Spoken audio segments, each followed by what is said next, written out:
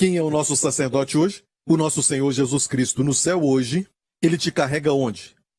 No seu coração. Porque você viu o peitoral do sacerdote. Peito fala de quê? Do seu amor, ou seu coração.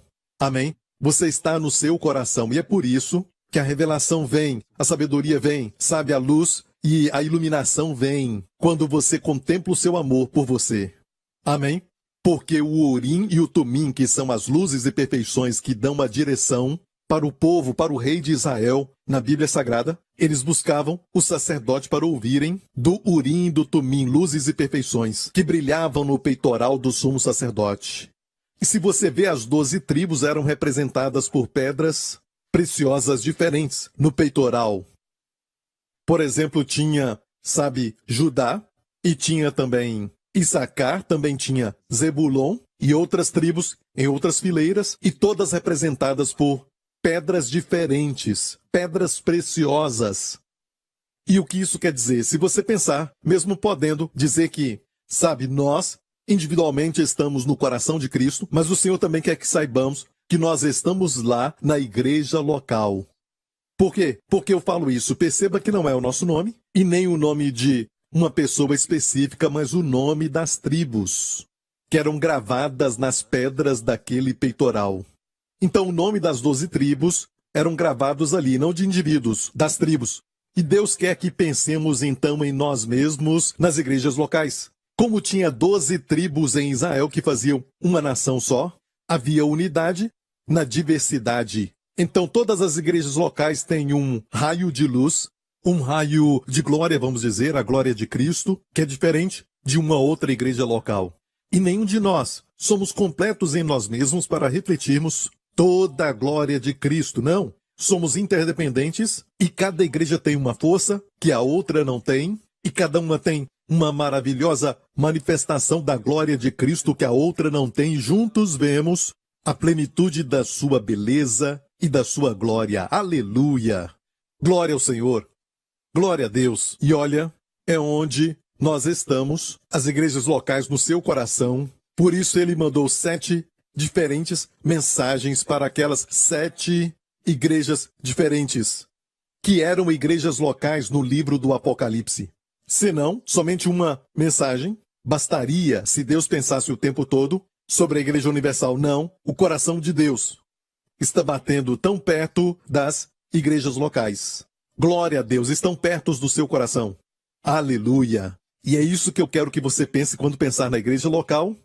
Glória a Deus, seja plantado nela, porque a igreja local é a glória de Cristo. Aleluia! E cada igreja local, juntos, certo? Cada igreja local tem a sua força, a sua beleza, que a outra pode não ter, mas juntos manifestamos a luz da glória de Cristo em toda a sua glória e perfeição. Glória a Deus! Olha, igreja, o diabo quer acabar com isso. Mas que precioso pensamento é sabermos que todos os problemas da igreja local é o diabo tentando sujar a glória de Cristo. Quando sabemos disso, nos colocamos na posição de ver Cristo glorificado. Não fazemos isso por causa do nosso próprio nome, da nossa própria igreja ou por causa da nossa família, para que tudo isso seja glorificado. Estamos querendo glorificar o Senhor Jesus. Amém? E se este é o nosso motivo, vamos fluir com o Espírito Santo e com seus propósitos. Glória a Deus, obrigado Jesus. E você vai prosperar em tudo que você fizer, porque você está alinhado com o que Deus está fazendo na igreja local. E o diabo sempre ataca da mesma forma. Alguns me perguntam, às vezes, sabe, o que você acha, pastor Prince, da Rússia atacando a Ucrânia? E você se lembra no começo deste ano, quando eu falei sobre o tema do ano, o ano do descanso da aceleração? Eu falei sobre que vamos ouvir este verso que vai ser mais prático neste ano do que antes. Eu disse que aquilo estava no meu espírito e por isso comecei a falar disso. E eu falei isso de Mateus 24, este verso que veio a mim. E ouvireis de guerras e de rumores de guerras. Olhai, não vos assusteis, porque é mister que isso tudo aconteça, mas ainda não é o fim. E eu disse que este verso estava sempre no meu espírito, no começo do ano, quando eu falei do tema do ano, e eu disse que nós ouviríamos de guerras e ouviríamos de rumores de guerras, e o ponto que Deus quer que foquemos é este. Jesus disse, olhai, não vos assusteis. Olhai, não vos assusteis. E tudo isso vai acontecer, mas ele disse, Mas ainda não é o fim. Alguns perguntam, é este o começo da tribulação? Não, é o começo do princípio de dores, mas não o tempo da tribulação, ainda não. Amém? Se continuarmos lendo aqui, vamos ver Jesus falando, porquanto se levantará nação contra nação e reino contra reino, e haverá fomes, e pestes, pragas, e terremotos em vários lugares, mas todas essas coisas são princípio de dores. E olhe o verso 6. Olhai, não vos assusteis, e ouvireis de guerras e de rumores de guerras, olhai, não vos assusteis, porque é mistério que isso tudo aconteça. Mas ainda não é o fim. E eu vou repetir, mas ainda não é o fim. Quando o Senhor fala do fim, os discípulos já sabiam bem do fim, eles o conheciam como o dia do Senhor. Até Isaías, o profeta, profetizou muito sobre o dia do Senhor. Então, quando o Senhor fala o fim, eles sabiam o que era o fim. De fato, eles fizeram esta pergunta. E estando assentado no Monte das Oliveiras, chegaram-se a ele os seus discípulos em particular, dizendo, dize-nos, quando serão essas coisas, e que sinal haverá da tua vinda e do fim do mundo? Perceba, quando serão essas coisas, e que sinal haverá da tua vinda e do fim do mundo? E Jesus respondendo disse-lhes, acautelai-vos que ninguém vos engane, porque muitos virão em meu nome dizendo, eu sou o Cristo. E eu quero falar de algo que Deus colocou no meu coração.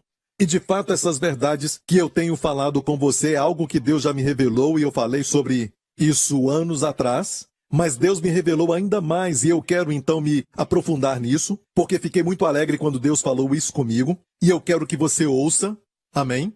Glória a Deus. Porque amo alimentar a igreja. Amo alimentar o rebanho de Deus. E quando Deus revela para mim algo que é bom, eu faço de tudo para que você receba. Glória a Deus. Aleluia. Olha, se olhar muito bem, para o primeiro sinal, Jesus fala, acautelai-vos que ninguém vos engane, porque muitos virão em meu nome dizendo, eu sou Cristo, e enganarão a muitos. Vamos fazer uma lista, ok? O primeiro sinal, então, é do falso Cristo. E coloquei ali ensinamento. Então, primeiramente, sabemos que vai ter um anticristo. O anticristo vai ter um anticristo. Mas na época de João, ele disse que já tinha muitos anticristos. Naquela época, ele disse isso. Mas vai ter um anticristo que virá no futuro.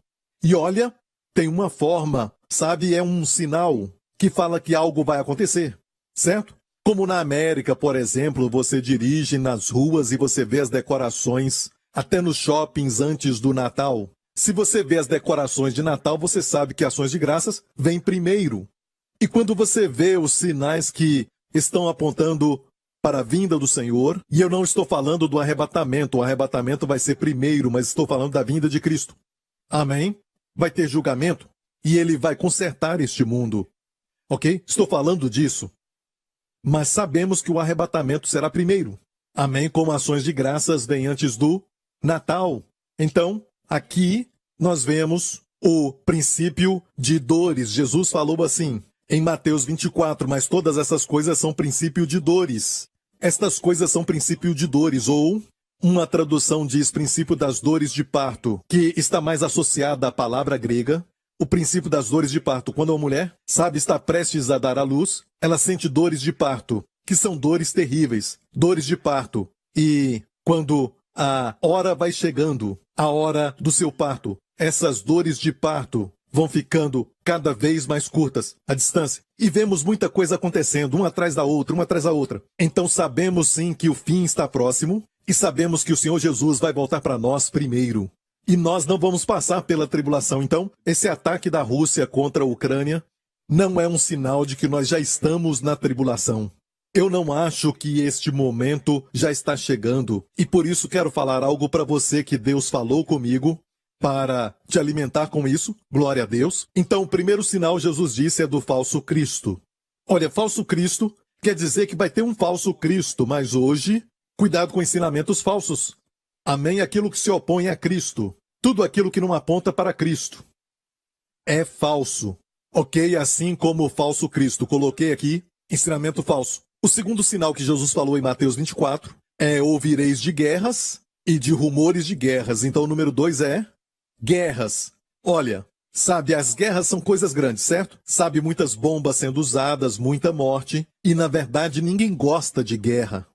Amém? Mas uma forma menor de guerra pode ser no dia a dia. briga com alguém, confusão entre marido e mulher, filhos contra pais e pais contra filhos, e em todo tipo de relacionamento e coisa assim. Então é uma forma de guerra, e coloquei aqui lutas. A próxima coisa que Jesus falou que vai acontecer, e perceba que está na sequência aqui.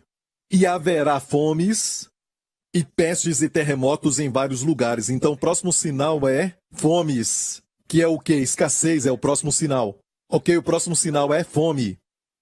Fome quer dizer escassez. No mundo moderno é escassez. Hoje vemos esse espírito trabalhando. É o mesmo espírito maligno que está fazendo tudo isso na sua forma maior. Ele provoca guerras. Na sua forma menor, ok? Lutas. Ok? E é tudo igual. Na sua forma maior vai ser o anticristo, mas no dia a dia vai ser ensinamento falso. E assim também para a fome. O que é a fome? Olha, a fome é algo grande. Sabe, é um grande evento. E geralmente ela cobre territórios grandes, grandes parcelas de terra, ok? Mas na perspectiva diária é escassez. Quando sofremos escassez. E é um trabalho de um espírito maligno. Vou falar disso mais tarde. E o próximo sinal, Jesus falou que vai ser de pestes e terremotos em vários lugares. Então aqui está o próximo na lista, pestes e terremotos. E é lógico, com pestes e pragas vêm as doenças e morte. Ok? Doença e morte. E o que é interessante é que, muitos anos atrás, Deus abriu os meus olhos para ver o paralelo entre o que Jesus disse na sequência com Apocalipse capítulo 6.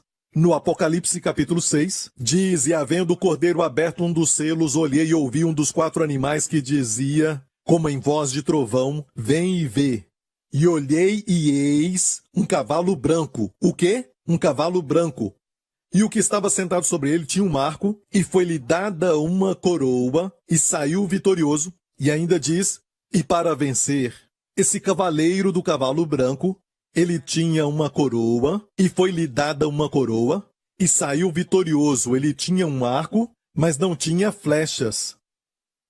Um arco sem flechas. Ou seja, ele tem uma forma, mas não a substância, não tem o impacto da flecha que representa a palavra de Deus. Ele tem uma aparência falsa, ele é o falso Cristo. É um mestre falso. Ele dá a impressão falsa. E a sua presença pode ameaçar, como se ele tivesse uma flecha, mas só tem o arco. Mas olha o que diz aqui, ele tinha uma coroa. Diz, ele foi dada uma coroa. E é interessante quando escreveram a Bíblia em latim, a Vulgata. Eles traduziram coroa. No latim, coroa é a palavra corona.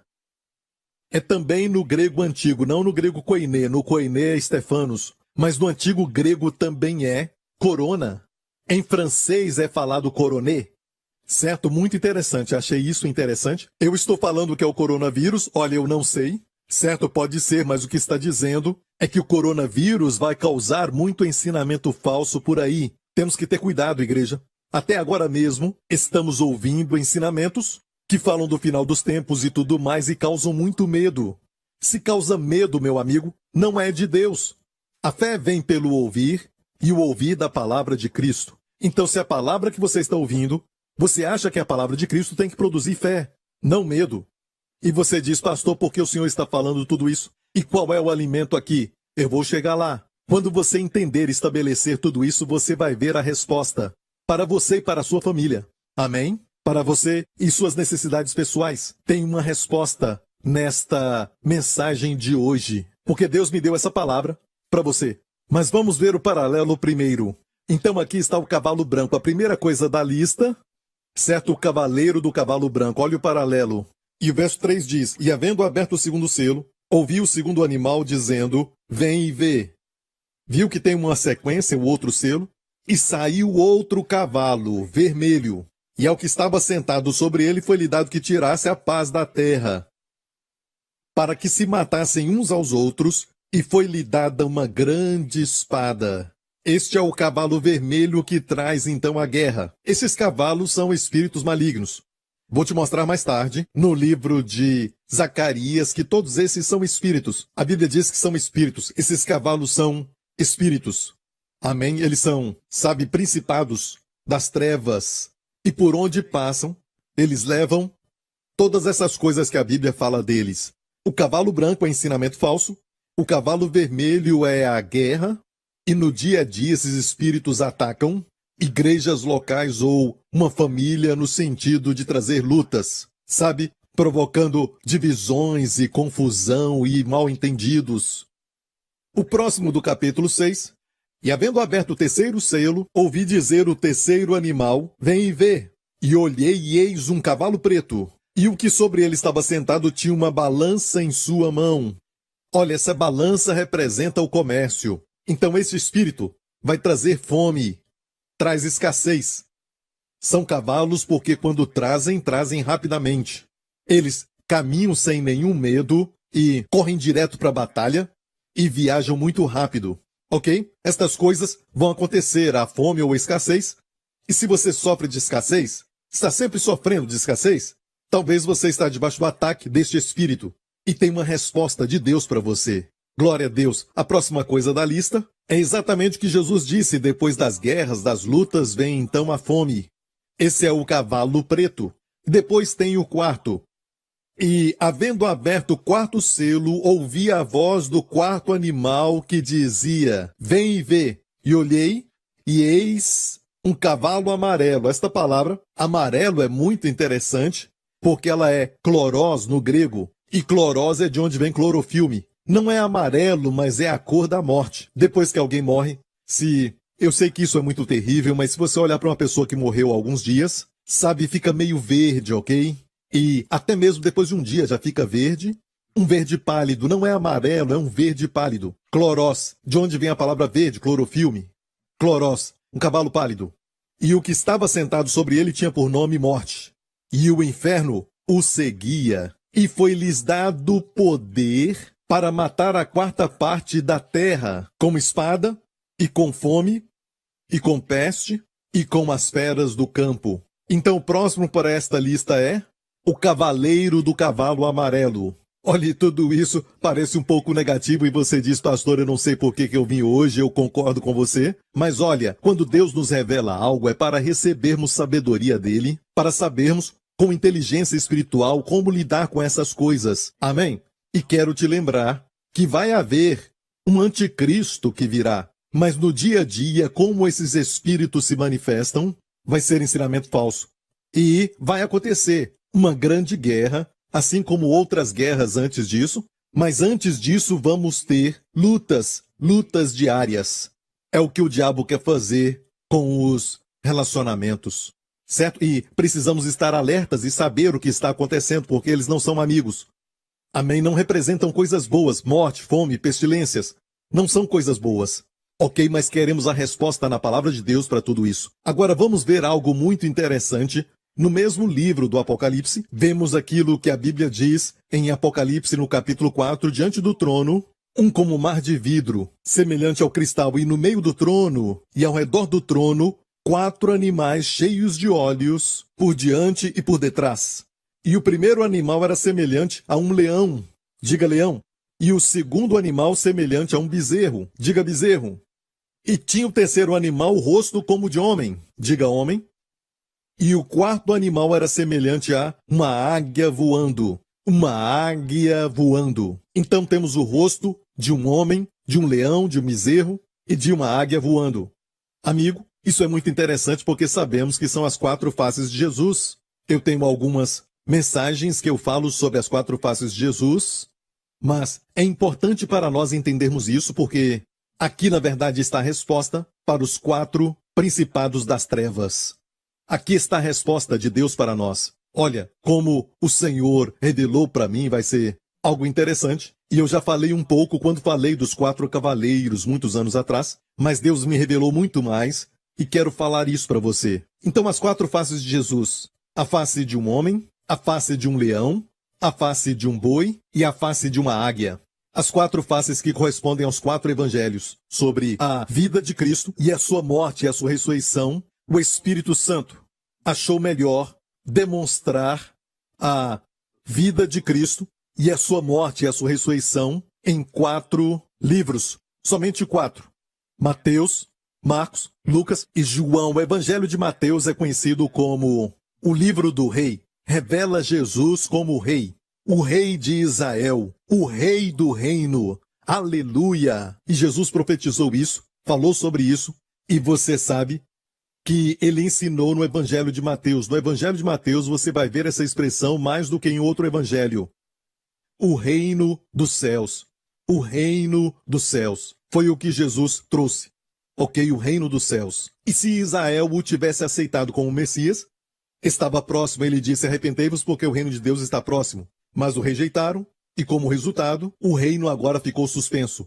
Certo? E agora estamos num reino espiritual. Mas naquela época foi um reino literal que ele ofereceu para eles, e eles o rejeitaram. Mas mesmo assim, isso vai acontecer quando ele voltar, ele vai estabelecer um reino literal e físico, certo? E ele vai reinar, glória a Deus, e vai reinar em Jerusalém.